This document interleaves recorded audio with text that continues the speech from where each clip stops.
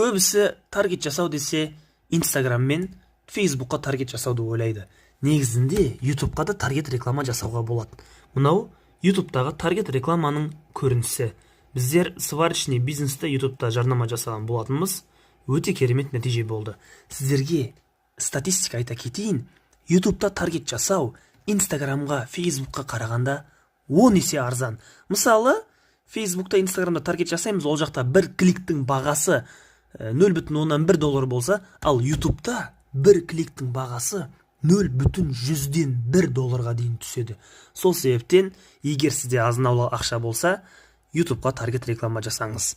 YouTube'қа таргет реклама жасау өзіңізге қиындық туғызса, бізге жекеге байланысқа шықсаңыз болады. Муслимуса компаниясы сізге әдемі қылып YouTube'қа таргет реклама жасап береді. Дәл осындай мінекей YouTube'қа кірген кезде тек сіздің компанияңыздың суреті шығады.